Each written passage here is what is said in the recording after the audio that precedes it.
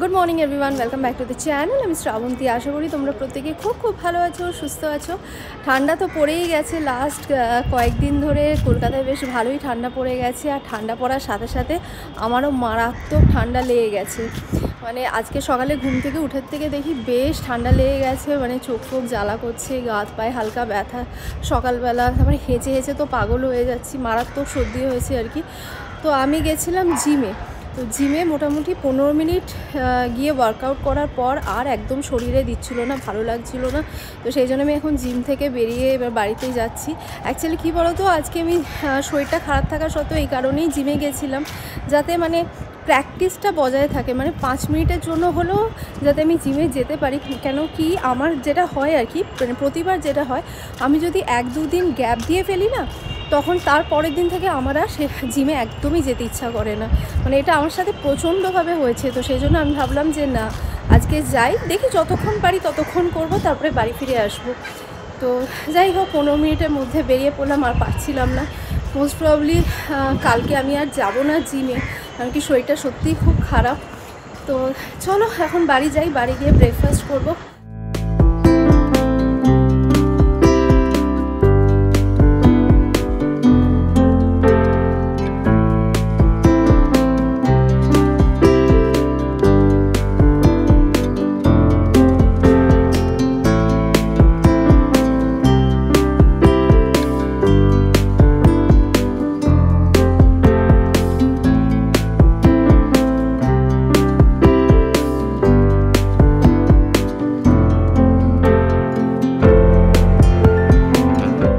যেহেতু মুখে একেবারেই কোনো রুচি নেই, সেই জন্য আজকে ব্রেকফাস্টে ঝাল ঝাল কিছু একটা খেতে ইচ্ছা করছে। তো কী ঝাল ঝাল বানাবো কিছুই মাথায় আসছিল না।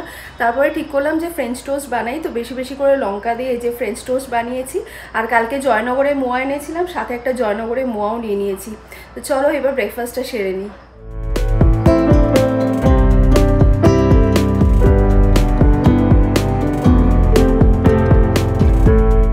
যেহেতু আমি জয়নগরে মোয়া খেতে খুব ভালোবাসি, আজকে অনেক আশা করে ব্রেকফাস্টে নিয়ে বসেছিলাম যে আজকে আমি ব্রেকফাস্টে জয়নগরে মোয়া খাবো।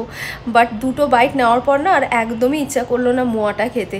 মানে সর্দির মুখে তো মিষ্টি মিষ্টি জিনিসটা খুব একটা ভালো লাগলো না। ফ্রেঞ্চ টোস্টটা যেহেতু ঝালঝাল করে বানিয়েছি, পুরোটা খেয়ে নিয়েছি।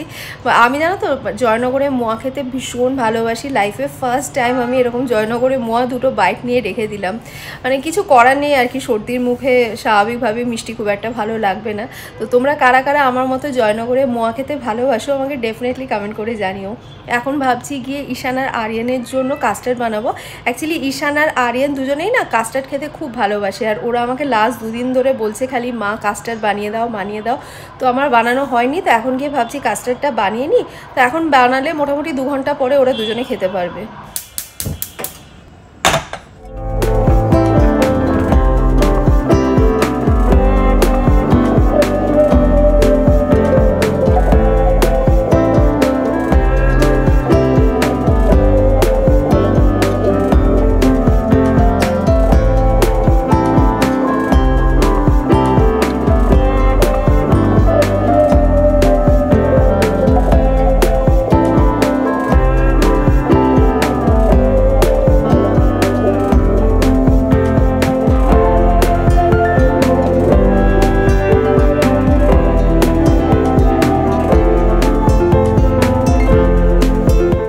কাস্টার্ড বানিয়ে ঠান্ডা করে ফ্রিজে রেখে দিয়েছি। আর কাস্টার্ডের ওপরে না ছোটো ছোটো করে অ্যাপেল কেটে গার্নিশ করে দিয়েছি। যদিও ঈশান আরিয়ান অ্যাপেল খুব একটা পছন্দ করে না, বাট আমি যখন কাস্টার্ডের ওপরে এভাবে অ্যাপেল দিয়ে গার্নিশ করি তখন দেখি চেটেপুটে দুজনেই খেয়ে নেয়। আমার মনে হয় ওরা দুজনেই কাস্টার্ড খেতে খুব পছন্দ করে। তো সেই জন্য যেটা গার্নিশ করা থাকে সেটাও বেশ একদম মানে ভালোবাসার সহিত আনন্দের সহিত খেয়ে নেয়।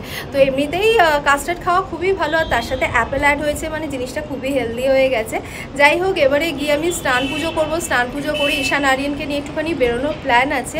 মোস্ট প্রবলি লাস্ট ব্লগে আমি তোমাদের বলেছিলাম যে ঈশান আরিয়ানের চুলটা অনেকটা বড় হয়ে গেছে, ওদের হেয়ার কাট করাতে হবে।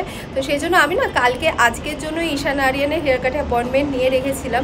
আজকে ওদের 3টের সময় অ্যাপয়েন্টমেন্ট আর কি। তো আমি বুঝতেও পারিনি আজকে শরীরটা এতটা ডিটোরিয়েট করবে। আজকে একদম আমার বাড়ি থেকে বেরোতে ইচ্ছা করছে না, মনে হচ্ছে সারাদিন বাড়িতে শুয়ে থাকি, রেস্ট নিই। দেখা যাক, আপাতত স্নান পুজোটা তো করে নিই, তারপরে যদি শরীর সত্যি না দেয় তাহলে আজকে আর বেরোবো না। আজকে ওদের হেয়ার কাট অ্যাপয়েন্টমেন্টটা ক্যান্সেল করে অন্য একদিন নিয়ে নেব। সো ফাইনালি ঈশান আর আরিয়ানকে নিয়ে বেরিয়ে পড়েছি। এত মারাত্মক ঠান্ডা লেগে গেছে না, মানে এক তো চোখ ছলছল করছে, তার মধ্যে হেঁচেই যাচ্ছি, হাঁচতে হাঁচতে পুরো জীবন বেরিয়ে যাচ্ছে, মানে চোখ মুখের পুরো একদম রুগী অবস্থা হয়েছে। তো যাতে একটুখানি ভদ্রস্ত লাগে জাস্ট একটুখানি লিপস্টিক আর টিপ দিয়ে বেরিয়েছি।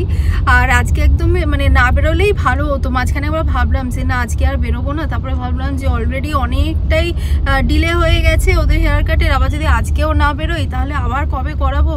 ভীষণ বড় হয়ে গেছে ঈশান আর আরিয়ানের চুল। তো ওদের দুজনকে পাঠাতে পারতাম, তারপরে ঈশান তো বড় হয়ে গেছে, এবার আরিয়ান তো অতটা বড় হয়নি, আরিয়ান অত ভালোভাবে বোঝাতে পারতো না যে কতটা কি হেয়ার কাট করতে হবে, সেই জন্যই আমি ওদের সাথেই যাচ্ছি। এদিকে দেখো আরিয়ানকে দেখে নাও, আরিয়ানের চুলটা কি বিশাল বড় হয়ে গেছে, মানে 3-4 দিন পর চোখটাই ঢেকে যাবে, এতটাই বড় হয়ে গেছে। আর ঈশান বসে আছে সামনে। তো যাই হোক চলো ওদের আগে হেয়ার কাটটা করিয়ে নিই, আবার তোমাদের সাথে কথা বলছি। তো আমরা পৌঁছে গেছি, আর এখানে দেখো ঈশান আরিয়ান দুই ভাই ইন্ডিয়ার জার্সি পরে এসেছে। তো আরিয়ানকে তো তোমাদের গাড়িতেই দেখালাম, মানে দেখো ঈশানের চুলও দেখো পুরো আরিয়ানের মতো অত বড়ই চুল হয়ে গেছে। আমাদের অ্যাপয়েন্টমেন্ট ছিল যে টাইমে, তার থেকে আমাদের লেটই হয়ে গেছে অনেকটা। বললাম না ভাবছিলাম বেরোবো না, এই করতে মোটামুটি আমাদের 3টের সময় অ্যাপয়েন্টমেন্ট ছিল না, আর এখন বাজে 3:30, মানে হাফ অ্যান আওয়ার লেট হয়ে গেছে। তো যাই হোক চলো আগে চটপট যাই। বেশি ছোট করবেন, বেশি ছোট না হয়।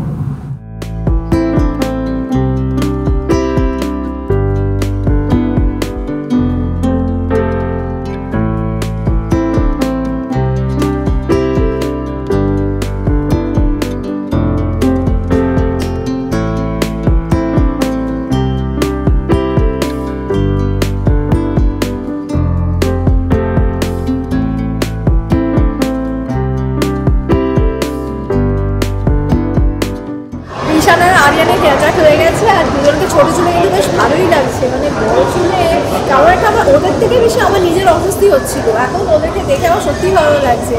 তো যাই হোক এখন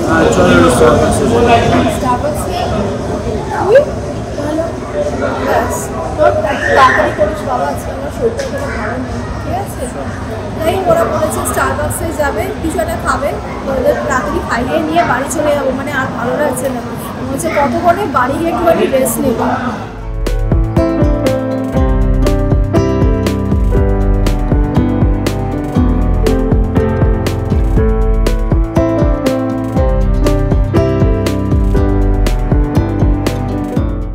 আমরা চলে এসেছি স্টারবাক্সে। এসে আমি আগে একটা কফি নিলাম, ব্ল্যাক কফি নিয়েছি।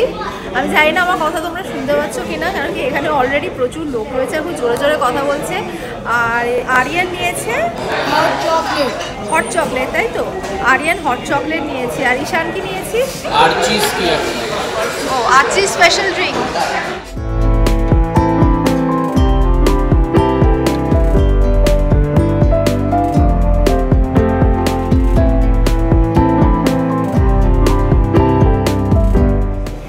গলায় ব্যথা, তো কফিটা খেয়ে রীতিমতো আরাম হচ্ছে, মনে হচ্ছে জানে জান এলো।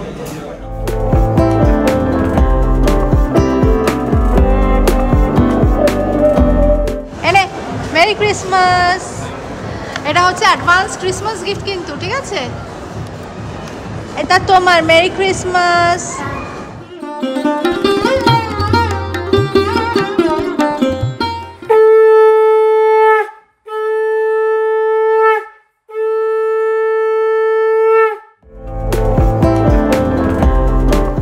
বাড়ি ফিরে আগে ঠাকুরের সন্ধে দিলাম। ঈশান আরিয়ানকে আজকে স্টারবাক্সে যে বটলগুলো কিনে দিয়েছি সেই বটলগুলো বাড়ি এসে পরিষ্কার করলাম। দুজনে অধৈর্য হয়ে যাচ্ছিল, মা বটলগুলো পরিষ্কার করে দাও। বাচ্চাদের যেটা হয় আর কি, নতুন জিনিস পাওয়ার পর সেটা সাথে সাথে ইউজ করতে ইচ্ছা করে, তো ওদেরও তাই হয়েছে। তো ওদের বটলগুলো পরিষ্কার করে দিলাম। তারপরে আমার জন্য আদা চা বানিয়ে নিয়ে এসেছি। আজকে যখন স্টারবাক্সে কফি খাচ্ছিলাম না, মানে গলায় ভীষণ আরাম লাগছিল, মানে গলায় এতটাই ব্যথা, মানে ঢোক গিললেই মারাত্মক ব্যথা হচ্ছে। তো সেই জন্য বাড়ি ফিরে আবার আদা চা বানালাম। তো আজকে এরপরে আরও 2-1 বার আদা চা বানিয়ে খাবো, যাতে গলাতে আরাম লাগে। আর আজকে না বাড়ি ফেরার পর থেকে এত ঘুম পাচ্ছে, বাট আমি যদি এখন ঘুমাই না তাহলে আর রাত্রি 9:30-টার আগে আমি উঠতেই পারবো না। আর এরপরে আবার রাত্রি 9:30টায় উঠে পরে আর ঘুম আসবে না, মানে সে আর এক বিভীষিকা আর কি। তো সেই জন্য আমি আর ঘুমাইনি, রিস্ক নিইনি, দরকার নেই বাবা, আজকে তাড়াতাড়ি ডিনার করেই ঘুমিয়ে পড়বো। আর আমি এখনও পর্যন্ত ওষুধ খাইনি, যেহেতু ঠিক করেছি তাড়াতাড়ি ডিনার করে নেবো, সেই জন্য ওষুধটা তখনই খেয়ে নেবো।